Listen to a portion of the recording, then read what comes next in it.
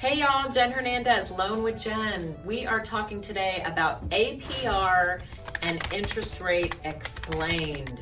You don't want to miss this. We'll be right back.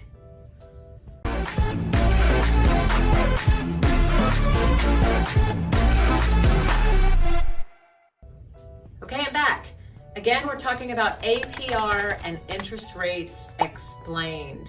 What the heck is an APR anyway? It stands for annual percentage rate.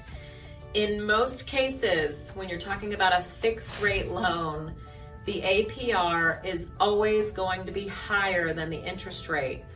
Why is that? Well, this video is going to explain very succinctly and very short version as to why. So the APR is the percentage of total cost that you've had in incurring the loan in addition to the interest rate of borrowing the money. So let's say your interest rate is 4%. That's your interest rate, and your payments are calculated on that interest rate. So just to repeat, the APR is not how your mortgage payment is calculated every month and the amortization. The APR is a formula that the government or the federal regulation has come up with to express to you the cost of your money as a total percentage. So what it includes is lender fees. So at closing, you have lender fees, you have prepaid interest. If you close on the 15th, you've got 15 days of prepaid interest, right? That's a form of interest. So that has to be calculated in it as well. You've also sometimes or not sometimes got points. Points are called discount points, origination points. They're really synonymous terms. So any additional points to buy down the rate, that's a form of interest.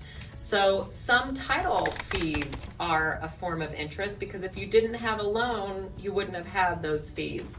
So there is actually quite a bit that goes into the APR, but we're gonna just pretend that for right now, your APR, your annual percentage eligible fees are $3,000, okay? So let's say that $3,000 is actually deducted from your loan amount. Let's say you borrowed $100,000. So $3,000 subtracted from $100,000 is $97,000. Because if you didn't have the loan fees, you wouldn't have had to borrow as much money. That's the thought behind the APR. So then that $97,000, and a computer is doing this, guys. This is an algorithm that's computed within seconds. No human does it. It's done by a computer. But the $97,000 is then re-amortized over the 30-year loan, 360 months, let's say. And it gives this inflated number that's higher than the 4% rate in this example. So your APR is a higher number. That's how the APR is calculated. Loan amount minus the fees to obtain the loan, re-amortized. That's how APR is calculated. So APR is just a super succinct way for people to be able to compare rates and fees between lenders.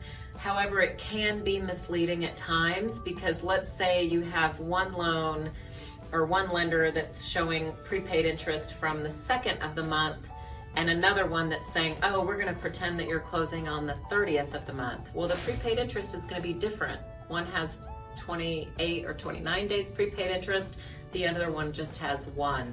So sometimes the number can be a little bit skewed. The old-fashioned way of just comparing the actual rate and the actual lender fees is a great way to also compare the loan. But APR and interest rate explained, I hope you got a lot from this video. Please like, share, and subscribe, and we'll talk to you soon.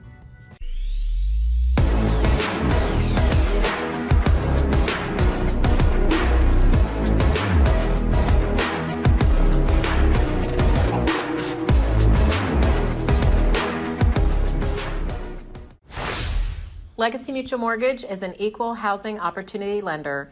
The opinions expressed here do not reflect those of Legacy Mutual Mortgage.